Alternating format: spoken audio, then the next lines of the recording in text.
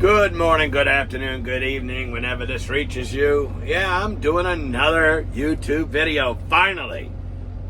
Just said, I'm going to do one today, get it done, and I'll do it while I'm sitting here on my break. So, anyway, guys, it's just, trying to think about what to say. I mean, oh my God.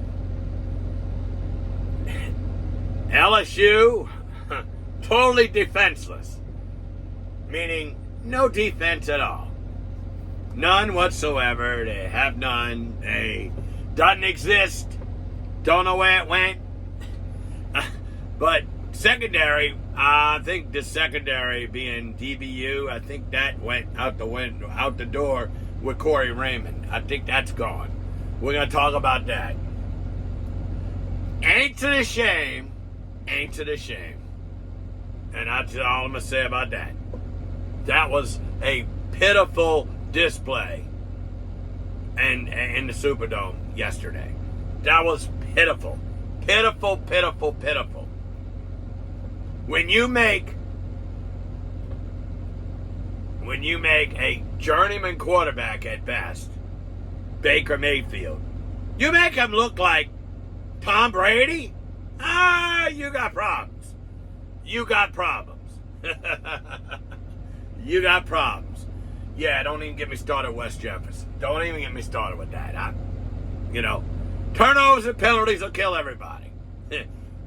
You can't beat a playground team if you do that. And that's all I'm going to say about that. I'm not even going to go into that. That's, whatever.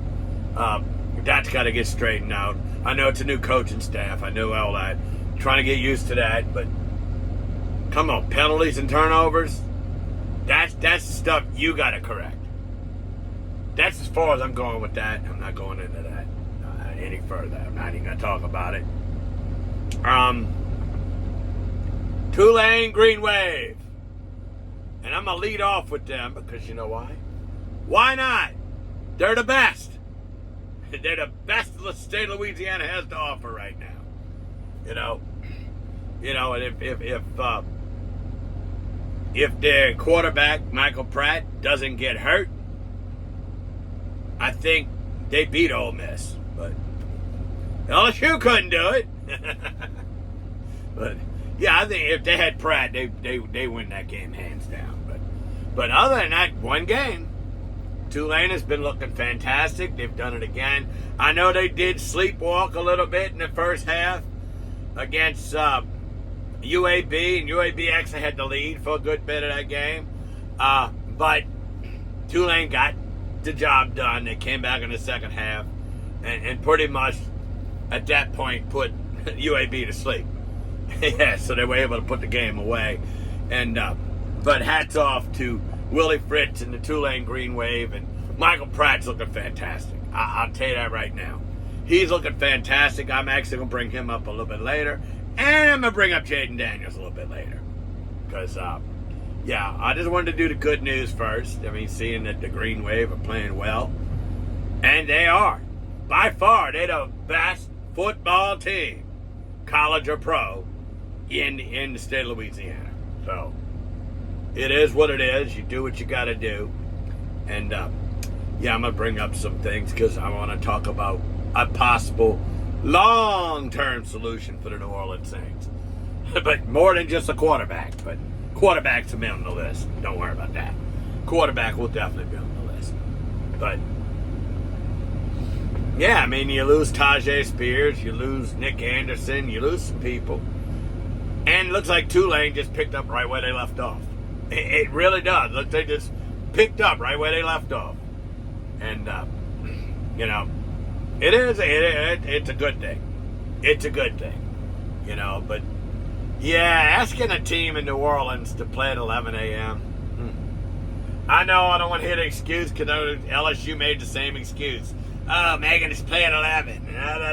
Well, you didn't play at 11. You played at 5 o'clock. Yeah, so, 1 hour earlier than usual for the SEC, but ESPN had that doubleheader going with Alabama, Mississippi State. So that you got that going on. But I mean, it is what it is. I mean, I think Tulane could win out. They got Marshall coming up. They got teams they could struggle with in the American Athletic, but I think they're well on their way of doing it again and winning the AAC yet again. So, and could be hosting the championship game yet again. So that'll be good. And I tell you what, if they host again, I'm going again. I will go again. In fact, I want to get to a Green Wave game this year. I do want to get to one. See if there are any tickets available, but yeah, I want to go to at least one regular season game. Yeah, I do. Kind of wanted the weather to change, and oh wait, good news, weather's about to change. Yep, weather's about to change in time for this weekend. No, but they're not playing this weekend, so yeah. So, all right, LSU.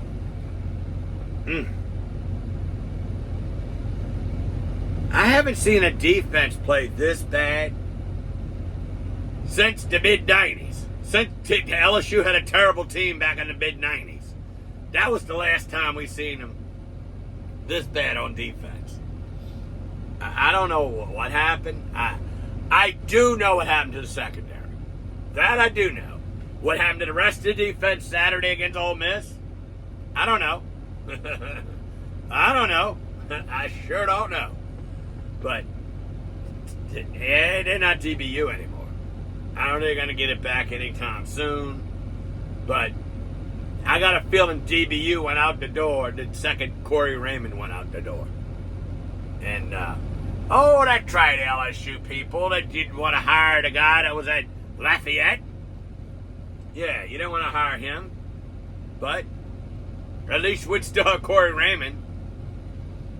Florida, that's a different story, and I'm not, we knew they were going to have struggle. They knew they lost their quarterback, Richardson. We know everything that happened there. But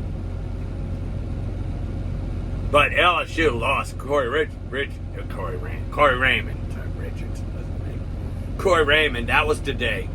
That was the day DBU went out the window. Went out the door. That was Brian Kelly. Yeah, I'm not saying they would have hired Billy Napier, that things would be different. No.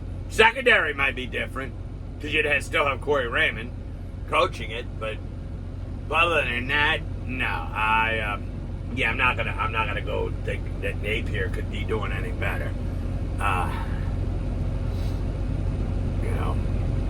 It's not like Ogeron left a team devoid of talent. They got talent.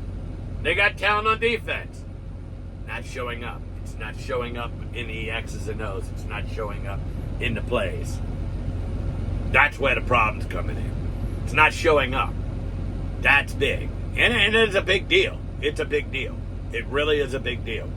So yeah, I don't know. I don't know what the answer is. All I know is I can say one thing. And that one thing is this.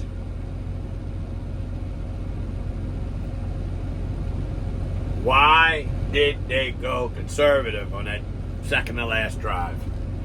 You had a 2-point lead. Pick up first downs. Make Ole Miss use timeouts. What was that about? Let's just run. Oh, we'll just punt. And then we just nonchalant. We'll just punt. We'll just go ahead and punt and give them the ball. When your defense couldn't stop them to save their lives. And the tackling, oh my God, the tackling. I'm going to tell you right now, in that game, if somebody would have put a gun to each one of the heads of the defensive backs in that game, make a tackle, I'm going to shoot you. They all got shot.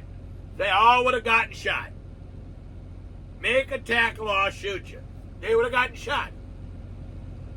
They would have literally gotten shot. If they'd had a gun to their head, they wouldn't have made tackles. That was pitiful. Pitiful. And you can't stop Ole Miss, so why ain't you trying to run the clock out? Why you got to punt the ball back to them They let them go right down your throats and score. And I don't even want to hear about, oh, that's Jaden Daniels' fault, what happened at the end. No, it's not. No, it's not. No, it's not. They're the ones that wasn't throwing to the end zone. Throwing short. What was that about?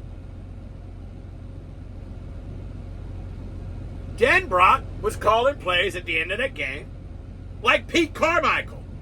He was. He looked like Pete Carmichael. I think even said that. I said, Pete Carmichael. Don't even get me. Yeah, that's coming up. Pete Carmichael, you're next. You're next. You are next. But Denbrock was calling games like he was at the end there. Calling the whole game. Perfect game. Going down the field, score. Go down the field, score. Score. They're not stopping you. You stop yourself. And then you give them the ball back when you can't stop them. That's what lost the game. Coaching lost that game. Coaching lost that game for LSU. Coaching lost that game for the Saints. And it's time to clean house. And now you're next. Now. The Aints are up now. And yeah, you're the Aints.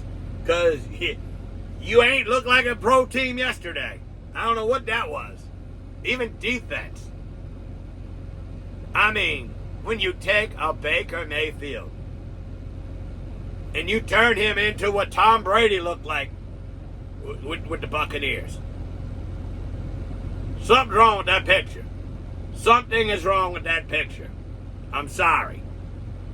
Baker Mayfield is not a bona fide, full-time, number one quarterback. He's not. I'm sorry. He's not. He's not. Carmichael looked terrible. The defense looked terrible.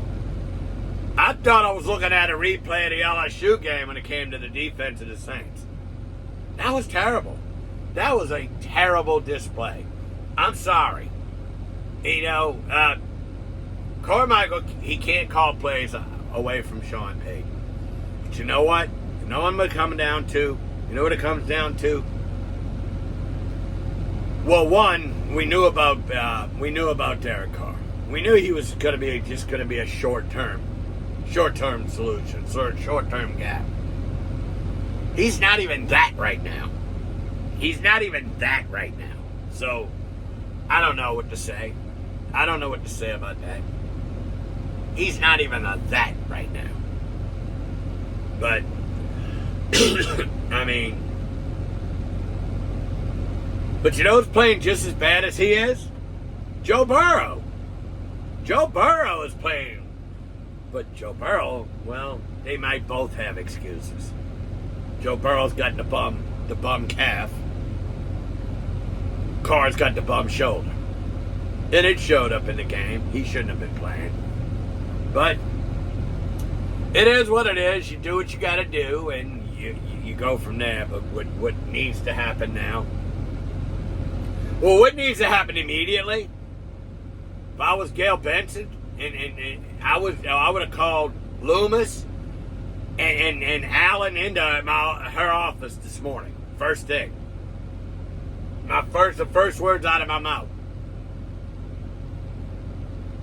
Mickey, you want to save your job? Save this season. Save this season. And saving it is winning the division. So you're behind by a game. You're behind Tampa right now. So what? You play them again. Fix this right now. And then the next words I would have been, Dennis, Carmichael, gone. Now. When you leave this office, you tell him right now. Then you get on the phone, you call John Gruden and tell him you got a job, come on down. Yeah, you are the next offensive coordinator, come on down. And I would do it immediately. Immediately. When the players come in Wednesday, well, you got you got Chucky.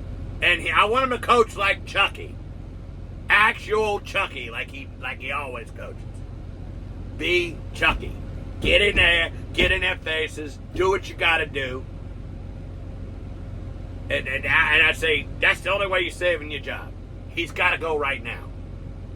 And if Dennis says no, well, Dennis, see you later. You're out of here. You're out of here. You're gone. And then I'd go down there, and then I would say, Carmichael, you're out of here. And I would do it that quick. You're out of here. You're done.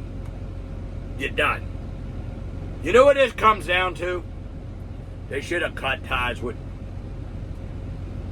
the Sean Payton regime from the start. From the get-go. They should have done it from the start. This entire Dennis Allen. He had an 8-hour interview with a New Orleans native, Eric Bieniemy.